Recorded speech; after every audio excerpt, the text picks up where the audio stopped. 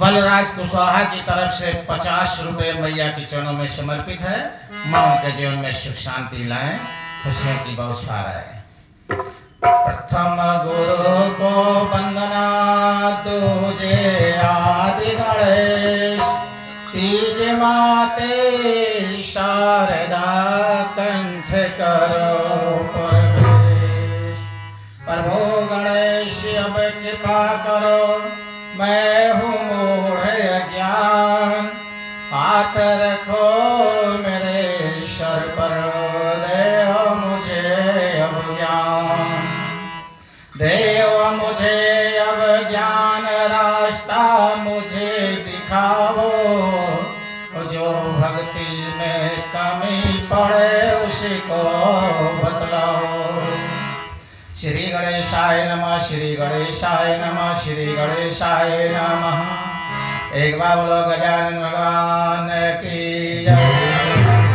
गंगा जी की जय जय, जमुना जी की जय जय,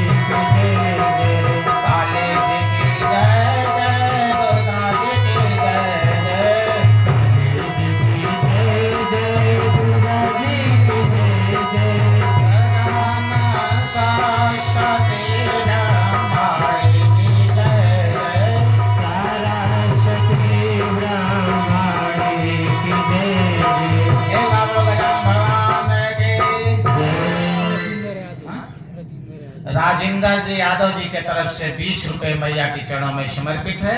मां उनके जीवन में सुख शांति लाए, खुशियों की बौछार है। मैया की असीम कृपा संपूर्ण परिवार पर हमेशा हमेशा बनी रहे।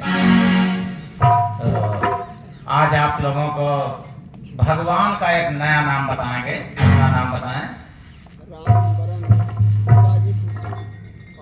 रामबरन गाजीपुर बाजार से 501 रुपए मैया के चरणों में समर्पित किए हैं। सभी लोग तेजी से ताली बजाएं। तुम्हारे इस क्षेत्र में सबसे बड़ा योगदान अध्यक्ष जी के बाद में रामबरन जी का है, जो गाजीपुर से आकर के मैया के चरणों में समर्पित किए हैं। मां उनके जीवन में सुख शांति लाएं, खुशियों की बौछार आए। मैया की असीम कृपा संपूर्ण परिवार पर हमेशा हमेशा बनी रहे। तो आज आप लोगों को भगवान का एक नाम बताएंगे, जो नाम आप लोग अभी तक जीवन में नहीं सुने होंगे। अगर कोई पहले बता दे तो उसको हम 500 रुपए इनाम देंगे। कोई बताएगा?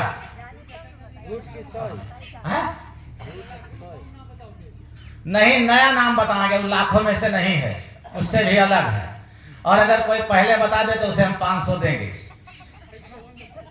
नहीं तो 500 लेंगे सबसे। भाई नाम बता। ईसा निशा जी के तरफ से 20 रुपए मैया के चरणों में समर्पित है।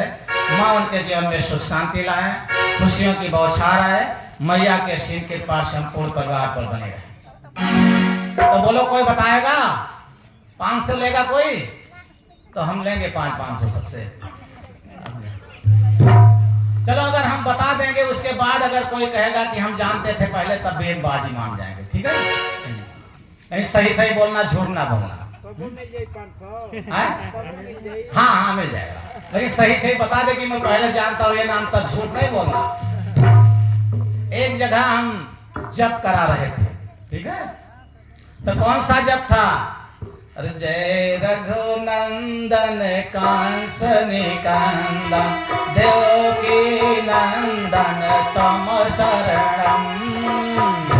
रघुनंदन कंस निकंदन देवकी नंदन तुम शरणम। जय रघुनंदन कांस निकंदन देवकी नंदन तम शरणम। जय रघुनंदन कंस निकंदन देवकी नंदन तुम शरणम। जय रघुनंदन कांस निकंदन देवकी नंदन तम शरणम। जय रघुनंदन कंस निकंदन देवकी नंदन तुम शरणम। अब तो शायद ये नाम सब लोग जानते होंगे ना, हैं? कौन कौन जानता है नाम? ये हो नहीं जानते हो, लेकिन जो हम नाम बताने जा रहे हैं वो इससे भी कठिन नाम है। वो कौन सा नाम है? जब हम इस जप को करा रहे थे तो एक बुढ़िया माई बैठी थी, वो सबसे तेज और ज्यादा बोलती थी, चटर पटर बहुत बोलती थी। लेकिन जब ये कीर्तन कराने लगे तो वो बंद हो गई, चुप हो गई, कुछ नहीं बोली। क्यों नहीं बोली? उनके पति का नाम था देवकी नंदन। तो वो बेचारे कैसे जप करें? आजकल की होती तो झोंके रहती, लेकिन वो बुढ़िया माई नहीं बोले। तो हम देखा तो हम कहा माई बहुत चटर पटर बोलती है, आज क्यों नहीं बोल रही? तो हमने इशारा किया कि माई बोलो। अब वो बेचारी बड़े विषम परिस्थिति में फंस गई। तो बुढ़िया माई बोली, लेकिन क्या बोली? उनके जो है जेठानी की लड़की बगल में बैठी थी, उसका नाम था चंपा। तो उन्होंने क्या बोला? सभी लोग बोलेंगे, अरे जय रघुनंदन कंस निकंदन चंपा के चाचा तुम शरणम। जय रघुनंदन कंस निकंदन चंपा के चाचा तुम शरणम। जय रघुनंदन कंस निकंदन चंपा के चाचा तुम शरणम। जय रघुनंदन कंस निकंदन चंपा के चाचा तुम शरणम। जय रघुनंदन कंस निकंदन चंपा के चाचा तुम शरणम। जय रघुनंदन कंस निकंदन चंपा के चाचा तुम शरणम। तो जब तक वो चंपा के चाचा तुम शरण कहो तब तक भगवान रुक्मणी जी के पास बैठे थे, बहुत तेज हंसे।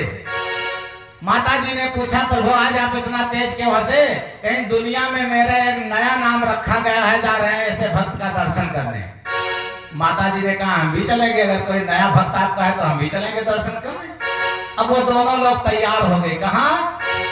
माता जी को तो ये खुशी हुई कि प्रभु का कौन सा ऐसा नाम है जो दुनिया में आज पहला कोई भक्त रखा है। अब दोनों लोग आ गए, कहां पहुंचे? उसी पंडाल में जहां कथा हो रहा था।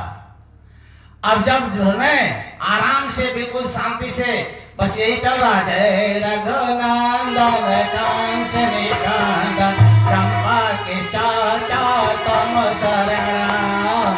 जय रघुनंदन कंस निकंदन चंपा के चाचा तुम शरणम। एक बार बोला वृंदावन बिहारी लाल की। तो भगवान उसका दर्शन करने चले आए। तो हमने पूछा, हम कहे माता जी तुम पहले नहीं बोल रही थी, बाद में क्यों बोलने लगी? कहीं गुरु जी क्या करा? जब आपने कहा कि बोलो तो हम बोलने लगी। तो हम कहें पहले क्यों नहीं बोल रही थी? तो उन्होंने कहा हमारे पति का वह नाम रहा। हम कहें वह नाम कौन नाम है? कहीं जो आप कह रहे थे। तो हम कहें बाद में कैसे जपने लगी? तो कहें हमारी जो बहन बैठी थी, हमारी जेठानी की लड़की, तो हमने यही कहा कि जय रघुनंदन कंस निकंदन चंपा के चाचा तुम शरण। तो हमने कहा तुम्हारे तो भगवान खुश हो गए। क्यों? हम कहा जब तुम अपने पति के शरण में आ गई तो तुम्हारा दर्शन करने भगवान आ गए यहाँ, और माँ रुक्मणी के साथ तुम्हारा दर्शन करने आ गए। तो अगर कोई पत्नी अपने पति के शरण में आ जाए तो उसको भगवान के पास जाने की जरूरत नहीं, भगवान स्वयं उसके पास चले आएंगे दर्शन करने। अब बताओ कौन बड़ा है? भगवान बड़ा है कि पत्नी बड़ी है? पत्नी नहीं बड़ी है, पति बड़ा है। क्योंकि जब वो पति के शरण में आ गए तो भगवान उसका दर्शन करने आ गए। ठीक है, आज जो माताएं बहनें किसी संत महात्मा का पांव दौड़कर छूती हैं, बहुत गुनाह करते हैं। संसार में पति स्पर्श के अलावा दूसरे का स्पर्श वर्जित है। रोज करे ला लो। अगर कोई पति को स्पर्श नहीं करता, पति का चरण स्पर्श नहीं करता है और दूसरे को स्पर्श करता, उसे दोष लगता है। संत महात्मा को तो बिल्कुल नहीं छूना चाहिए, महान दोष होता है। अब कहेंगे महाराज संत महात्मा का आशीर्वाद मान ले तो किससे ले? संत महात्मा के आचरण अपनाओ, संत महात्मा के बताए हुए रास्ते पर चलो। संत महात्मा के चरण की जरूरत नहीं है। और जो संत महात्मा का चरण छूने लायक हो जाएगा, वो साक्षात प्रभु हो जाएगा। तो जबरदस्ती कोई छूता भी है, इससे कोई मतलब नहीं है। जब कोई संतों के चरणों में किसी का मस्तक पड़ ही जाता है और संत हृदय से उसको आशीर्वाद ही दे देता है, तो जैसे रबड़ का मोहर होता है, जब कागज पर लगता है तो उसमें अक्षर लिख जाता है, ऐसे जब किसी का मस्तक कोरा हो और संत के चरण में लिख जाए तो उसका भाग्य लिख जाता है। उसका भाग लिख जाता है, उसे कुछ करने की जरूरत नहीं पड़ती है, लेकिन संत के चरण पर उसी का मस्तक पड़ता है जो उस लायक हो जाता है। फिर आपको कहने की जरूरत नहीं पड़ती है, संत अपने हृदय से उसको वैसे आशीर्वाद देता है। पहली बात। दूसरी बात ये मान लीजिए कि संतों के रो से हमेशा आशीर्वाद ही निकलता है, मांगने की जरूरत नहीं पड़ती है। जैसे सूर्य से प्रकाश मांगने की जरूरत नहीं पड़ती है, जैसे सूर्य आता है तुरंत उजाला हो जाता है, ऐसे संतों से आशीर्वाद मांगने की जरूरत नहीं है। जहां संत पहुंचता वहां आशीर्वाद अपने आप निकलने लगता है। रो से जितने रो हैं, इससे आशीर्वाद ही निकलता है, उसके बाद कुछ छोटे नहीं निकलेगा क्या? लेकिन पाता कौन है? एक बात बताओ, गंगा जी में चले जाओ और लोटा फूटा हो और जल ला सकते हो घर तक? मिलेगा? नहीं मिलेगा। फूटा लोटा खूब बड़ा लेकर चले जाओ और जल भर कर लेकर आओ तो रास्ते में गिर जाएगा। फिर खाली लोटा लेकर के गए, खाली चले आए। इसी तरह संतों के पास जाने से कुछ मिलने वाला नहीं है। ऐसा मिलने वाला क्या है? अरे संत मिलन को जाइए तजे माया अभिमान, और जो जो पग आगे बढ़े कोटिन जग समान। करोड़ों जग के समान है, जितने कदम रखो उतने करोड़ जग के समान है। लेकिन जब संत मिलन के लिए जाए तो, अगर इसलिए जाए कि देखे बाबा जी कुछ जानते हैं, बाबा जी कुछ बताते हैं, तो कुछ नहीं मिलेगा। कुछ नहीं मिलेगा, बिल्कुल नहीं मिलेगा। क्योंकि वास्तव में सत्य तो यही है कि संत कुछ जानता ही नहीं है, और जो कुछ जानता है वो संत है ही नहीं है। दुनिया में जो भी कहता है मैं कुछ जानता हूं, तुम्हारा ये बना दूंगा, तुम्हारा ये बिगाड़ दूंगा, वो संत नहीं है। संत बिल्कुल आबोध बालक होता है। जैसे माँ के गोद में छोटा सा बालक होता है, वैसे संत अपने इष्ट के गोद में छोटा सा बच्चा बन करके जीता है। अब उसका इष्ट क्या करता है उसको नहीं पता होता है। जैसे कोई मेरे पास आता है, प्रणाम करता, मैया सुखी रखे, माता जी खुशहाल रखे, इसके नाम क्या है? हम किसी को सुख दुख देने वाले कौन है? सुख दुख देने वाले तो हमारे इष्ट है। तो इसी तरह सभी के संत जो भी हैं वो अबोध बालक होते हैं। उनके पास कुछ मांगने की जरूरत नहीं होती है। हमारा लोटा, हमारा बर्तन, हमारा पात्र अगर शुद्ध होगा तो स्वतः भर जाएगा।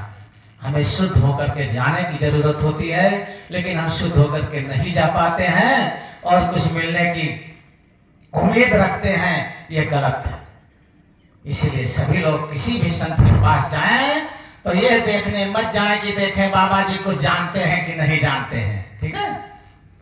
कभी भी संत का अपमान प्रभु बर्दाश्त नहीं कर सकता है।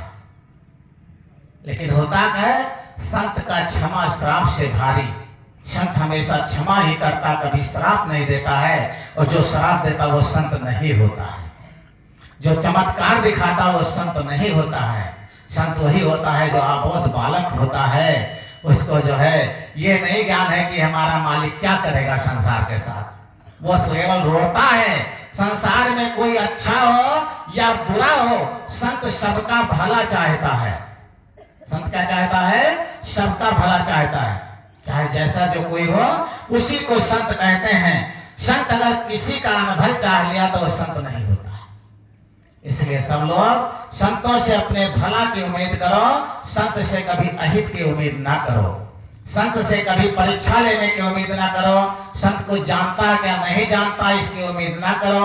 अब सब लोग कहेंगे महाराज चाहे जो चोर बदमाश ऐसे पहन कर चला है और हम सबको संत मान ले, हाँ मान लो, कोई दिक्कत नहीं है भाई। हम किसी को संत मान लेंगे तो मेरा क्या जाएगा। वो भगवान संतों के भेष की भी लालच रखता है।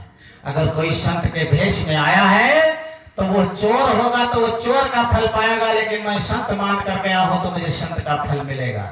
इसलिए हमें सरल चित्त मन से जो है संत मान करके और संत मान करके संत से प्रणाम करके दूर से आशीर्वाद लेने में कोई दोष नहीं लगता है। लेकिन जब हमारी आत्मा संत के पास पहुंचती है तो आत्मा पवित्र होती तो पहचान जाती कि मैं संत के पास पहुंचे या किसी के पास। आपको उसके परिचय देने की जरूरत नहीं होती। इस शरीर से नहीं पहचाना जा सकता, आत्मा से पहचाना जा सकता है, मन से नहीं पहचाना जा सकता है। मन से हम तो बहुत तर्क करेंगे, तमाम विचार करेंगे, लेकिन जब आत्मा से हम पहचानना चाहेंगे तो तुरंत पहचान जाएंगे। तो इसीलिए सबके लिए एक ही संदेश है कि आत्मा से विचार करो कि हमें क्या करना चाहिए। और पति से बड़ा कोई परमेश्वर नहीं होता, कोई देवता नहीं होता, कोई संत नहीं होता, कोई महात्मा नहीं होता है। अच्छा, इसमें से कितने लोग ऐसे जो सुबह उठकर अपने पति का पैर छूते हैं? हाथ में 2-4। क्योंकि पहले दिन हमने कहा कि एक काम सब लोग करते रहना, बताओ क्या जगह का फल मिलेगा। अच्छा, कितने बच्चे बच्चे आज जो माता पिता पैर छूते हैं? एक कौन है? झूठे हाथ उठाओ, तितर हाथ उठा के देख न ले गुरु जी।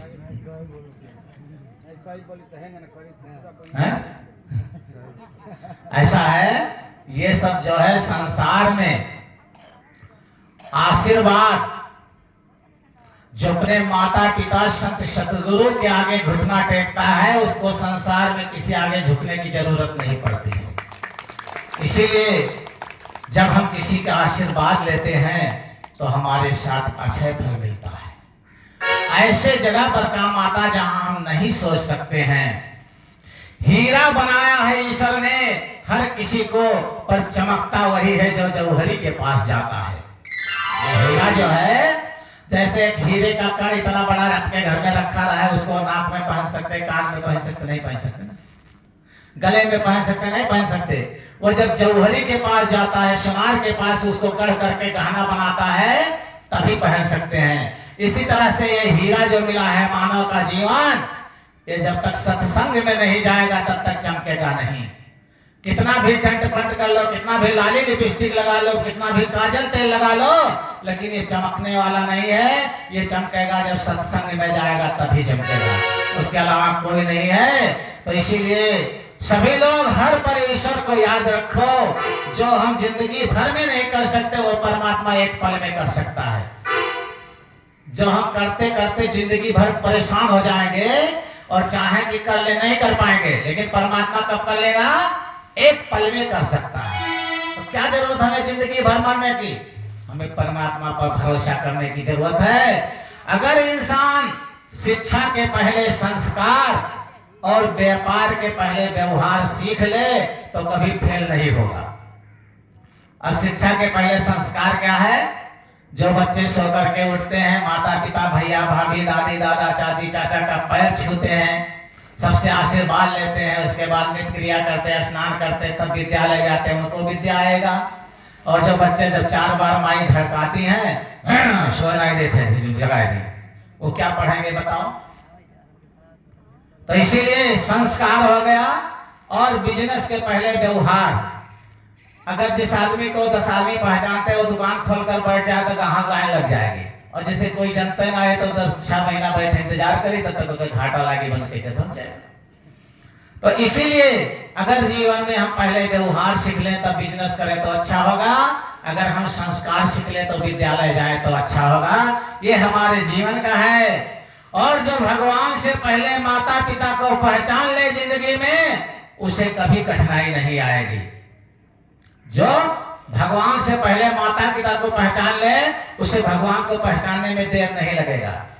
जो आदमी भगवान के लिए भटक रहा है, कि भगवान मिल जाए, भगवान मिल जाए। भगवान माता पिता के सेवा में रखे हैं, उनकी सेवा करके देखो भगवान अपने आप मिल जाएंगे। माता पिता से झगड़ा करके उनकी चाबी ले लो, उनसे धन ले लो, उनसे पैसा ले लो, भगवान नहीं मिलेंगे। आप माता पिता को पहचान जाओ कि ये कौन है, तो भगवान को मिलने में देरी नहीं लगेगा। तो सभी लोगों को एक ही बात मैं कहता हूं कि जिंदगी में कभी कोई कठिनाई नहीं आएगी जो अपने माता पिता और सदगुरु को पहचान जाएगा। लेकिन अब कहो कि प्रहलाद जी अगर अपने पिता को पहचान ले तो कैसे भगवान को पाते? नहीं पा सकते। जो पिता हमें भगवान से दूर करे, जो माता हमें भगवान से दूर करे, जो भाई हमें भगवान से दूर करे, उसके लिए नहीं है। जो हमें भगवान तक पहुंचाने की कोशिश करे उसके लिए है। तो स्वार्थ की रफ्तार भले ही तेज हो, किंतु मंजिल हमें निस्वार्थ पहुंचना है। जीवन में, इस जिंदगी में जो स्वार्थ है, जिंदगी भर हम स्वार्थ के लिए मरते हैं। किस लिए मरते हैं? स्वार्थ के लिए, कि हमारा भला हो जाए, हमारा कल्याण हो जाए। लेकिन हम जब भगवान के यहाँ जाएंगे तो क्या होगा? निस्वार्थ जाना पड़ेगा। शमशान में कोई स्वार्थ लेकर गया है? शमशान में जब जाते हैं तो आदमी निस्वार्थ जाता है, किसी को कोई स्वार्थ नहीं रहता वहां पर। तो इसीलिए हमें जीवन में निस्वार्थ ही जाना पड़ेगा अंतिम में। तो इस जिंदगी में निस्वार्थ ही जीना भी ठीक है। स्वार्थ के लिए जिएंगे तो क्या होगा? कुछ मिलने वाला नहीं है। तो एक छोटी सी भजन हो जाए, उसके बाद आप लोगों का भी कुछ कार्यक्रम हो। तो सभी लोग विचार करें कि बिहारी से कितना प्यार करते हैं हम लोग। 129 सभी लोग ये विचार करें कि उस बिहारी से हम लोग कितना प्यार करते हैं। और विचार करेंगे, साथ साथ में अमल भी करेंगे। क्योंकि उस बिहारी को कौन कौन जानता है? हाथ उठाए। कन्हैया को कौन कौन जानता है? अरे ये कन्हैया नाई गए थे, वह कन्हैया गए थे। नहीं कन्हैया से पहले, ठीक है। हाँ, जब गजवा पे रहते तो नहीं गाना। अरे वो भी गांजा पीते थे, ऐसी बात नहीं। गांजा पीने वाले राजा होते हैं, ठीक है। तो इनको जब पहचानोगे तभी उनको पहचान पाओगे। अगर ये कन्हैया ना पहचानियो तो कन्हैया ना पहचान पाइयो। क्योंकि इंसान को तो अपना न सका, भगवान को क्या अपनाओगे? इंसान से नफरत करते हो, भगवान को क्या पाओगे? तो पहले ही कन्हैया कहाँ? कन्हैया खड़े हो, कन्हैया कहाँ है? देखो गायब हो गए। भगवान का हेरियो कहाँ मिले जब मन नहीं मिलते हेरे। कन्हैया है यहाँ नहीं है। अब सोच लो कितनी बड़ी दुर्भाग्य है, जब कन्हैया मन नहीं मिलते तो कन्हैया भगवान कैसे मिलेंगे? लेकिन मिलेंगे अगर हमारी भजन पर आप लोग अमल कर लेंगे तो वो कन्हैया मिल जाएंगे। तो सभी लोग बड़े ध्यान से हमारी भजन को दोहराएंगे, क्योंकि हमारी भजन इतनी सरल होती है। ना लाय होता है, ना ताल होता है, ना कुछ होता है जैसे हम बतलाते से कह जाते हैं, ठीक है। तो एक बार बोला वृंदावन बिहारी लाल की। तो सच बता दे बिहारी से प्यार कितना, सच बता दे बिहारी से प्यार कितना, सच बता दे बिहारी से प्यार कितना, सच बता दे बिहारी से प्यार कितना, किया जीवन में अपना उद्धार कितना, किया जीवन में अपना उद्धार कितना, सच बता दे बिहारी से प्यार कितना, सच बता दे बिहारी से प्यार कितना, सच बता दे बिहारी से प्यार कितना, सच बता दे बिहारी से प्यार कितना, किया जीवन में अपना उद्धार कितना, किया जीवन में अपना उद्धार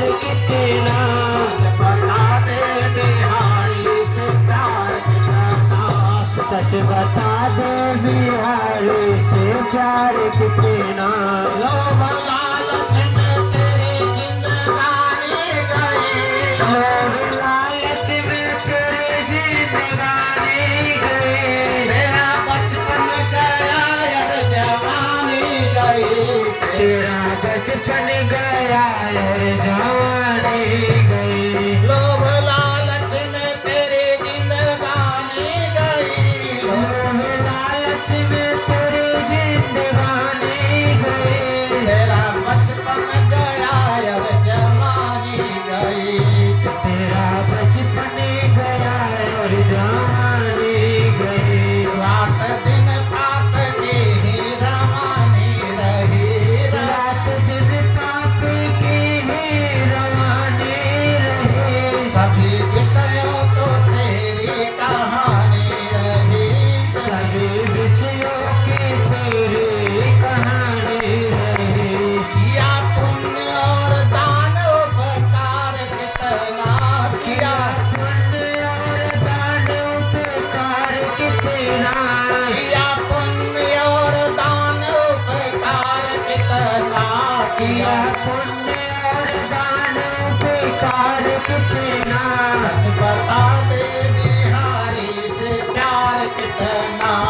सच बता दे बिहारी से प्यार कितना किया जीवन में अपना उद्धार कितना किया जीवन में अपना उद्धार कितना कभी आता रहा कभी जाता रहा कभी आता रहा कभी जाता रहा यही चक्कर 84 का खाता रहा ये चक्कर 84 का खाता रहा कभी आता रहा कभी जाता रहा कभी कभी आता रहा कभी जाता रहा यही चक्कर 84 का खाता रहा यूं चक्कर 84 का खाता रहा जिस दुनिया के सारे उलट फेर में इस दुनिया के सारे उलट फेर में श्वास ही रासा यूं ही गंवाता रहा श्वास मेरा सा यूं ही गवाता रहा या दुनिया में लूट और मार कितना किया या दुनिया में लूट और मार कितना किया दुनिया में लूट और मार कितना किया या दुनिया में लूट और मार कितना बस बता दे बिहारी से प्यार कितना सच बता दे बिहारी से प्यार कितना सच बता दे बिहारी से प्यार कितना सच बता दे बिहारी से प्यार कितना जिया जीवन में अपना उद्धार कितना किया या जीवन में अपना उद्धार कितना दिया दुनिया में लूट और मार कितना या दुनिया में लूट और मार कितना तेरे जीवन में घाटा ही घाटा रहा तेरे जीवन में घाटा ही घाटा रहा बोझ सिर पर गुनाहों का छाता रहा बोझ ये सिर पर गुनाहों का छाता रहा तेरे जीवन में घाटा ही घाटा रहा तेरे जीवन में घाटा ही घाटा रहा बोझ सिर पर गुनाहों का छाता रहा ये सिर पर गुनाहों का छाता रहा कभी पछताएगा अपनी भी जान पर कभी पछताएगा अपने ही जान पर कितना नगद कमाया और उधार कितना कितना नगद कमाया उधार कितना बस बता दे बिहारी से प्यार कितना सच बता दे बिहारी से प्यार कितना किया जीवन में अपना उद्धार कितना किया जीवन में अपना उद्धार कितना सभी लोग विचार कर लो कि हमने कितना लूट मार किया है कितना पुण्य पाप किया है कितना दान किया है इसको विचार कर लो बिहारी किसको पसंद करते हैं वही कार्य करो जिससे बिहारी पसंद कर ले ठीक है और जिसको बिहारी पसंद कर लेगा फिर उसको दुनिया में चाहे कोई पसंद करे या ना पसंद करे फिर कोई दिक्कत नहीं होगी तो इसीलिए हर क्षण हर श्वास को पवित्र कर डालो हर रो रो को पवित्र कर डालो तुम्हारे वो अधिक धन के पसंद नहीं है तुम्हारे पवित्र मन के पसंद है इसलिए इस मन को पवित्र करके और बिहारी के बन सकते हो कोई तो छोड़ गफलत को आहोश में तो सही छोड़ गफलत को आहोश में तो सही छोड़ गफलत को होश में आ तो सही छोड़ गफलत को आहोश में तो सही ना इधर के रहे ना उधर के रहे ना ना इधर के रहे ना उधर के रहे तेरी कश्ती किनारे